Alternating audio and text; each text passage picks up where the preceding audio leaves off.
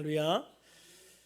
오늘 밤도 주님의 크신 사랑과 은혜가 함께하는 복된 시간이 되기를 주님의 이름으로 축원합니다. 우리는 지난 시간에 누구의 말을 들을 것인가에 대해서 말씀을 나눴지요. 전문가라고 하는 사람들의 말과 하나님의 감동을 받은 사람들의 말 중 누구의 말을 더 우선적으로 들어야 할 것인가에 대한 말씀이었습니다. 이 세상에 각 분야의 전문가들이 있습니다. 그러한 전문가들은 존경과 존중을 받아야 마땅하지요. 그러나 때로 전문가들의 말이 무조건 맞는다고 할 수는 없을 때가 있다는 것이죠. 사람은 불완전한 존재이기 때문입니다. 또한 사람은 개인적인 또는 집단적인 욕심 때문에 잘못된 판단을 할 때가 있기 때문이지요. 그래서 중요한 것이 하나님의 감동을 받은 사람, 기도하는 사람의 말을 청종하는 것입니다.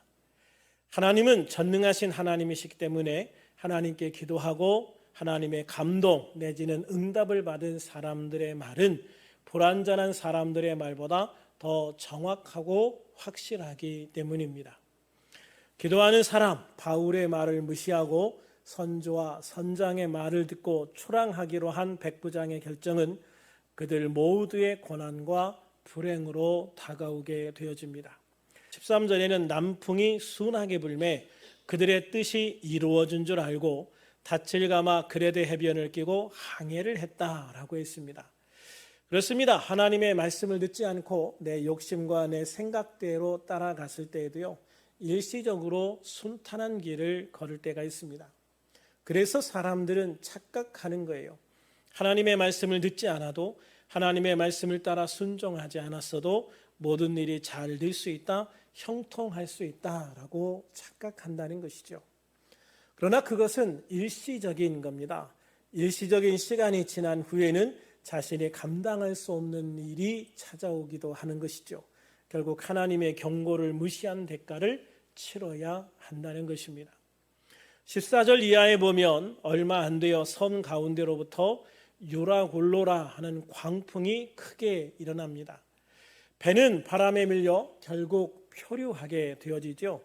사람들이 배를 자신들의 의지대로 움직일 수 없게 되어진 겁니다. 그렇게 표류하다가 결국 이튿날 사공들은 배에 실은 짐을 바다에 버리기 시작합니다. 사흘째 되었을 때는 배의 기구를 바다에 버릴 수밖에 없었습니다. 거센 풍랑으로 인해 배가 침몰하려는 것을 막기 위해서는 배를 가볍게 하는 것밖에 달리 할 수 있는 것이 없었기 때문입니다. 그럼에도 풍랑은 가라앉지 않았습니다. 여러 날 동안 해도 달도 보이지 않는 상황에서 이제 구원받을 수 있다는 기대감마저 사라지고 있었습니다. 그렇게 사람들은 여러 날 아무것도 먹지 못한 채 절망 속에서 한순간 한순간을 보내고 있었습니다. 그들이 할 수 있는 것이라고는 죽는 순간을 기다리는 것밖에 없었습니다. 그런데 여러분, 사실 바로 그 순간이 그들에게 있어 진정한 희망의 순간이 되기도 하는 것을 기억하시기를 바랍니다. 왜냐하면 바로 그 순간이 오직 하나님만을 바라보고 의지할 수 있는 시간이기 때문이죠. 사람들의 희망이 다 꺾이고 사라졌을 때, 그때가 바로 하나님을 바라볼 시간인 것이죠. 그런데요, 문제는 그 순간의 희망을 알아채지 못한 채, 그 순간의 희망을 알아채지 못한 채 계속해서 더 큰 좌절과 절망 속에 있는 사람들이 많다는 것이죠. 사도 바울을 제외하고 백부장을 포함한 모든 사람들이 그랬습니다. 그들은 그렇게 절망적인 상황에서도 바울이 말한 것을 기억하고 그것을 반전의 기회로 만드는 것에 실패합니다. 본문에서는요, 백부장과 사도 바울이 간단하게 한마디 주고받고 끝난 것 같지만 실상은 그렇지 않았을 거라고 생각을 합니다. 바울은 이 항해가 얼마나 위험한지를 이미 응답으로 알고 있었습니다. 함께 배를 타고 가는 사람들의 짐뿐만 아니라 배와 사람들의 생명까지 위험한 것이 확실했던 그런 상황 속에서 바울이 그렇게 쉽게 물러나지는 않았을 거라고 확신합니다. 아마 격렬한 논쟁이 있었을 겁니다. 그렇다면 백부장은 이 상황이 되었을 때 분명히 바울의 말이 생각이 났을 겁니다. 바울이 만류할 때 자신이 선조와 선장의 말을 듣고 고집을 부렸던 것이 얼마나 후회가 되었겠습니까? 그렇다면 이 위기의 돌파구가 어디에 있다는 겁니까? 바로 하나님의 사람 바울에게 이 위기의 돌파구가 있다는 것이 분명하지 않을까요? 그럼에도 이 백부장은 끝까지 먼저 사도 바울에게 도움을 청하지 않습니다. 만약 이 절체절명의 위기 상황 속에서 백부장이 먼저 사도 바울에게 도움을 청했다면, 당신이 하나님 앞에 기도해달라고 도움을 청했더라면 이 상황은 훨씬 더 빨리 해결될 수도 있었을 겁니다. 그러나 배의 모든 짐을 다 버리고 배를 움직이는 데 필수적인 배의 기구들까지 다 버리면서도 백부장은 사도 바울을 찾지를 않습니다. 그런데 세상에는 이런 사람들이 많습니다. 아니, 그리스도인들 중에도 이런 사람들이 많습니다. 자신의 잘못을 인정하고 하나님 앞에 무릎 꿇고 회개하면서 하나님의 도움을 청하지 않습니다. 그렇게 하나님 앞에 자신의 잘못을 인정하면 자신의 자존심이 꺾인다고 생각하는 것 같습니다. 자신이 하나님께 졌다는 생각을 하는 것 같아요. 그러나 여러분, 하나님께 지는 게 낫지요. 하나님 이겨서 뭐 하겠습니까? 야곱처럼 하나님과 겨루어 이긴 사람이 되고 싶은가요? 그것은 하나님께서 야곱의 간절함을 보시기 위한 시험이었지 실제로 야곱과 싸운 건 아니라는 것을 우리는 알아야 됩니다. 하나님은 야곱의 그 간절함과 절실함을 보시고 못 이기는 척 야곱을 축복해 주시는 거예요. 실제로 하나님과 싸웠다면 초전막살 났겠죠. 그러나 그 절망적인 순간 바울은 백부장이나 다른 사람들과 다른 모습을 보입니다. 그는 그 절망적인 상황에서 하나님께 기도하고 있습니다. 그리고 드디어 하나님의 응답을 받아 사람들에게 선포하지요. 21절부터 26절까지 우리 같이 한번 읽어볼까요? 글씨가 작지만 같이 한번 읽어보겠습니다. 시작. 여러 사람이 오래 먹지 못하였음에 바울이 가운데 서서 말하되 여러분이여 내 말을 듣고 글에 대해서 떠나지 아니하여 이 타격과 손상을 면하였더라면 좋을 뻔하였느니라. 내가 너희를 고안하노니 이제는 안심하라. 너희 중 아무도 생명에는 아무런 손상이 없겠고 오직 배뿐이리라. 내가 속한 바 곧 내가 섬기는 하나님의 사자가 어젯밤에 내 곁에 서서 말하되 바울아 두려워하지 말라. 내가 가이사 앞에 서야 하겠고 또 하나님께서 너와 함께 항해하는 자를 다 내게 주셨다 하였으니 그러므로 여러분이여 안심하라. 나는 내게 말씀하신 그대로 되리라고 하나님을 믿노라. 그런즉 우리가 반드시 한 섬에 걸리리라 하더라. 아멘. 할렐루야. 하나님은요, 백부장과 선조와 선장을 비롯해서 이 배에 타고 있는 모든 사람들에게 지금 선포하고 있는 거예요. 애초에 하나님의 말씀을 듣고 초랑하지 않았으면 얼마나 좋았겠느냐라고 먼저 좀 책망 같은 것도 좀 하지요.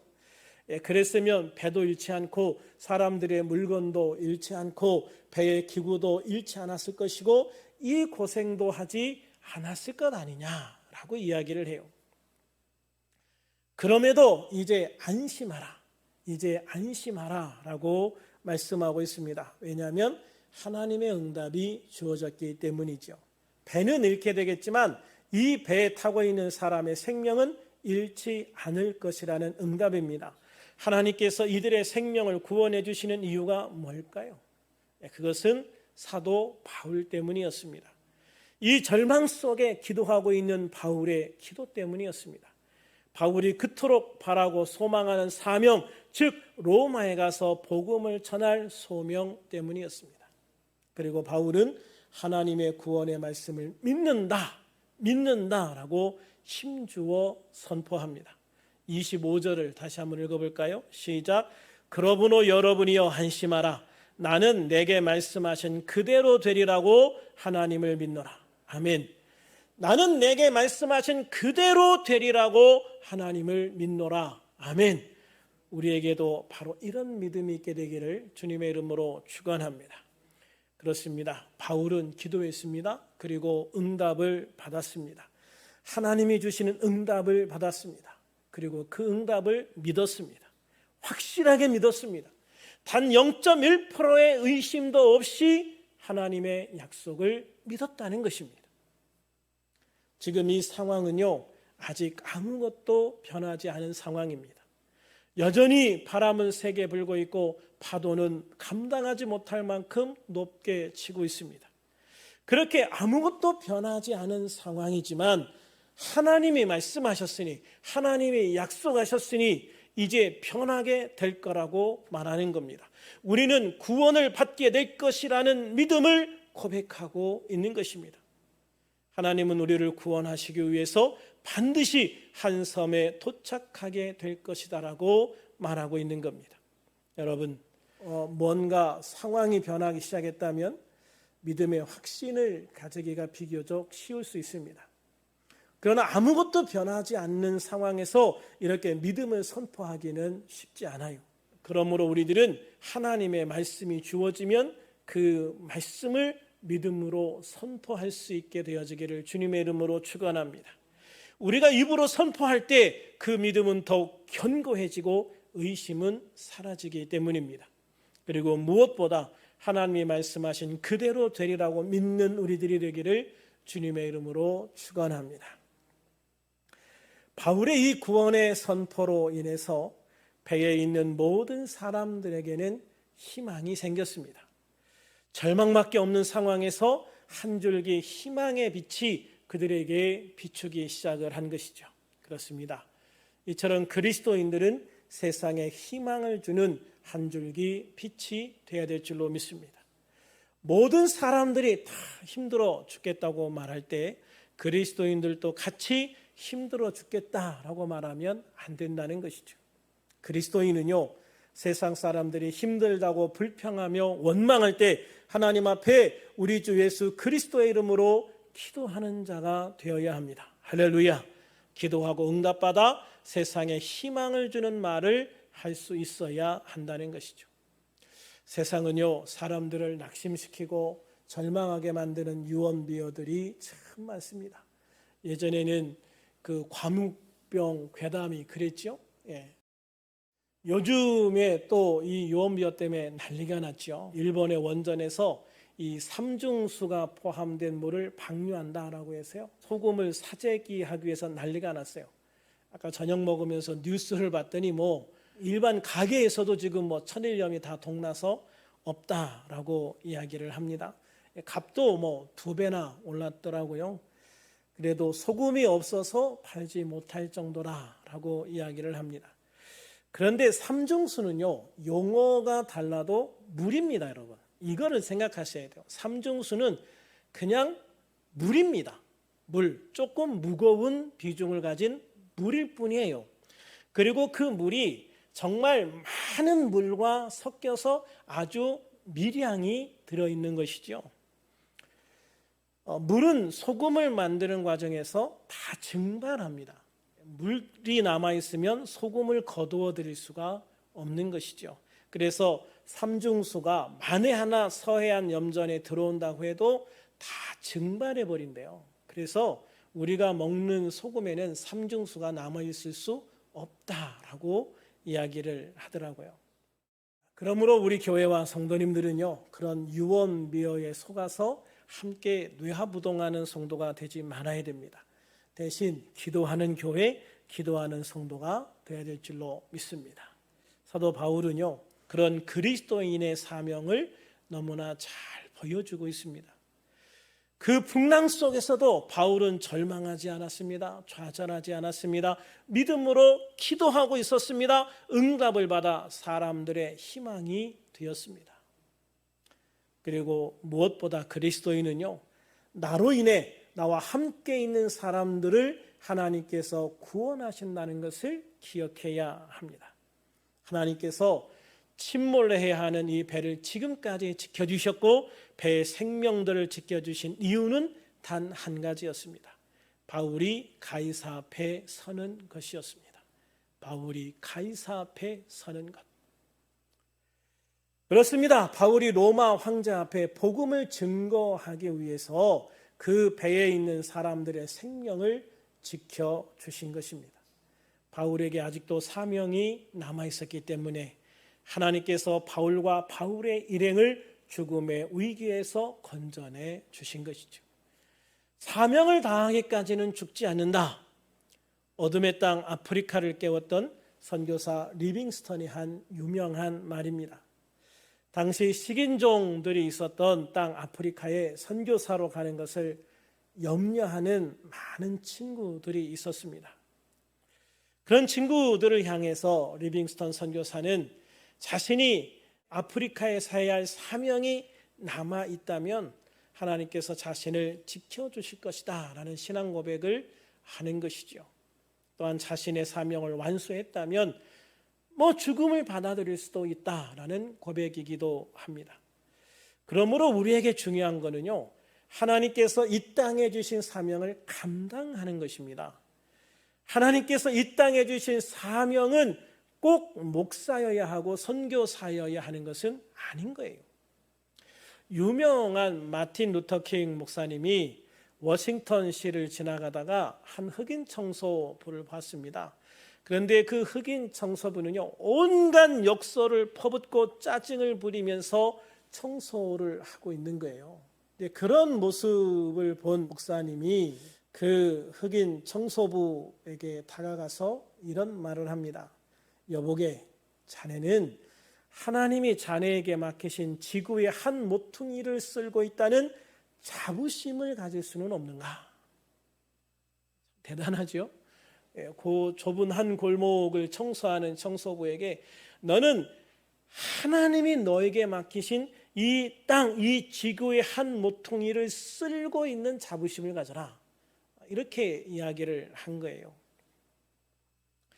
이 말을 하면서 젊은 청소부의 등을 두드려 준 마틴 루터 킹 목사님은 계속해서 이런 말을 합니다. 청소할 때 베토벤이 음악을 작곡하듯이, 마켈란젤로가 조각을 하듯이, 괴테가 작품을 쓰듯이 그렇게 하나님의 일을 해보지 않겠나? 이 말에 감동을 받은 이 흑인 청소부는요, 그때부터 콧노래를 흥얼거리면서 찬양을 흥얼거리면서 그렇게 아주 기쁘게 그 사명을 감당했다라고 이야기를 합니다. 그렇습니다, 여러분. 하나님께서 나에게 주신 사명이라고 생각하며 하는 모든 일들은 다 성직이다라고 말합니다. 가정주부가 가족들의 건강을 위해서 밥을 짓는 것도 거룩한 일이요, 회사에서 하나님의 영광을 나타내기 위해서 열심히 성실하게 일하는 것도 거룩한 성직의 일부라는 것입니다. 한 지역을 빗자루로 쓸고 있는 청소부가 지구 한 모퉁이를 깨끗게 하는 하나님의 일을 감당하고 있는 것이라면 우리가 하나님께서 주신 달란트를 통해서 열심히 일하는 것 자체가 거룩한 하나님의 일인 것이죠. 할렐루야. 그것이 바로 하나님의 사명인 거예요. 그러므로 중요한 것은 우리가 하나님이 주신 사명을 다하지 못하는 것이 부끄러운 것이지, 하나님이 주신 사명을 다 했다면 하나님께 돌아가는 것도 기쁨이요 영광인 것을 믿으시기를 바랍니다. 그러므로 우리들은 언제 어디에서나 하나님이 주신 사명을 감당한다는 마음과 자세로 충성과 성실로 살아가야 할 줄로 믿습니다. 인자와 진리로 살아가야 할 줄로 믿습니다. 그러면 주님은 로마에 가는 바울을 구원해 주시고 그 과정에서 사람들의 존경을 받게 하신 것처럼 우리를 위해 준비하신 최선의 상과 최고의 길로 인도해 주실 줄로 믿습니다. 이 땅에서는 사람들의 존경을 받고 하나님께는 인정과 상급을 받게 되어질 거예요. 마지막으로 한 말씀을 보고 말씀을 마치려 합니다. 빌립보서 4장 6절과 7절에서 사도 바울은 이렇게 고백하고 있죠. 아무것도 염려하지 말고 다만 모든 일에 기도와 간구로 너희 구할 것을 감사함으로 하나님께 아뢰라. 그러면 모든 지각에 뛰어난 하나님의 평강이 그리스도 예수 안에서 너희 마음과 생각을 지키시리라. 할렐루야. 우리들 모두 언제나 하나님 앞에 기도하는 사람이 되기를 축원합니다. 어떤 상황에서도 동요하지 마십시오. 절망하지 마십시오. 좌절하지 마십시오. 그리고 주님의 평강으로 우리의 마음과 생각을 지키는 성도가 되시기를 축원합니다.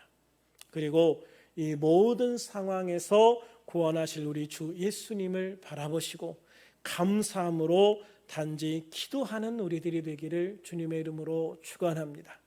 그래서 기도하는 나로 인해서 나와 함께하는 모든 사람들까지 다 구원을 받고 또 희망을 얻고 하나님의 은총을 함께 누리는 우리들이 되기를 우리 주 예수 그리스도의 이름으로 축원합니다.